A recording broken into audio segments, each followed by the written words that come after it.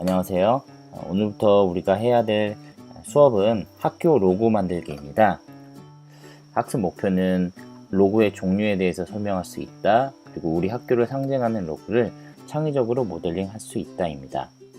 2차 시부터는 학교의 로고를 직접 여러분들이 제작을 해보도록 하겠습니다. 우리 학교가 갖고 있는 그런 특징들, 그리고 우리 학교를 생각하면 연상되는 그런 단어들을 바탕으로 해서 로고를 만들려고 하는데, 그 학습지에 프리핸드로 연필을 사용해가지고 로고를 먼저 그립니다. 그리고 그 완성된 로고를 바탕으로 해서 각 개인별로 갤럭시 노트를 주어질 텐데, 그 노트를 활용해가지고 노트에 있는 그 S노트 어플리케이션 있죠? S노트 어플리케이션을 이용해가지고 로고를 직접 그리면 됩니다. 학교 로고 만들기 3차 시입니다. 3차 시에서는 우리가 배웠던 1, 2, 3D 디자인을 활용해서 그 로고를 3차원으로 만들어서 3D 프린터로 출력해 보려고 합니다. 먼저 지금 로고 제작 과정에 대해서 간단하게 설명해 보면, 그 S노트로 두 번째 시간 때 학교 로고를 만들었죠. 그렇다면 그 학교 로고를 사진 파일 형식으로 변환을 시킬 겁니다. 자, S노트에 그 갤럭시 노트에 있는 학교 로고 만들었던 거를 사진 파일 형식으로 저장을 합니다. 그리고 두 번째, 온라인 컨버터.com이라는 그 사이트에 들어가서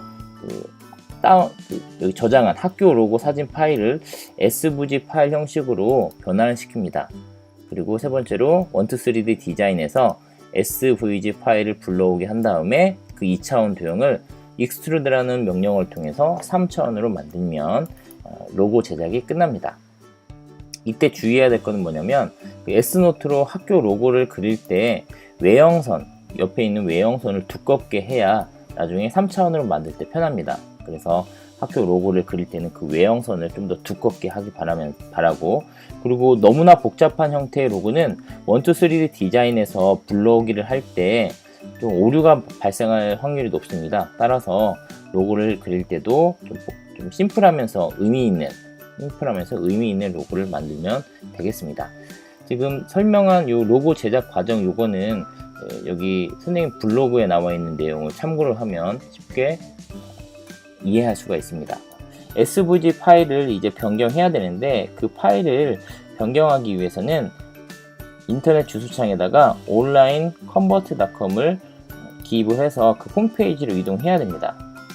자, 온라인 컨버터를 처음 들어오게 되면 여기서 이미지 컨버터가 있습니다. 그래서 이미지 컨버터에서 컨버트 SVG 파일을 변환하는 걸 클릭을 하면 이렇게 자동으로 넘어가면서 여기서 파일 선택을 누릅니다. 파일 선택을 눌러서 이제 변환하고자 하는 사진 파일 형식, 여러분들이 학교 로고를 만들었다면, 자, 이걸 학교 로고라고 가정했을 때 학교 로고를 선택하고 나서 변환은 바로 밑에 컨버트 파일이 있습니다.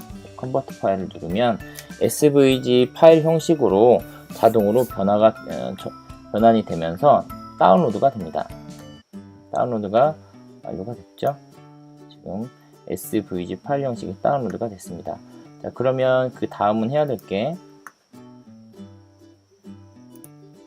1, 2, 3D 디자인을 불러 들여와서 그 1, 2, 3D 디자인 프로그램 불러오기를 하면 됩니다. 프로그램 메뉴를 선택을 한 다음에 임포트에서 SVG Add Sketch를 선택을 합니다. 그러고 나서 SVG 파일을 찾으면 되는데, SVG 다시 로고 있죠? 자, 요거를 오픈을 합니다.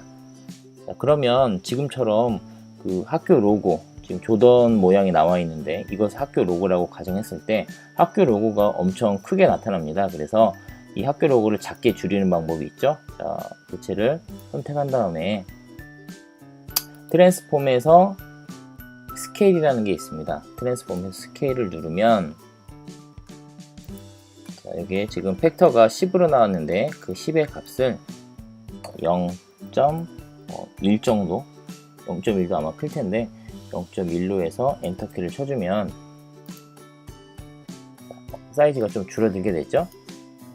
이것을 줌을 이용해서 확대를 해주면 됩니다.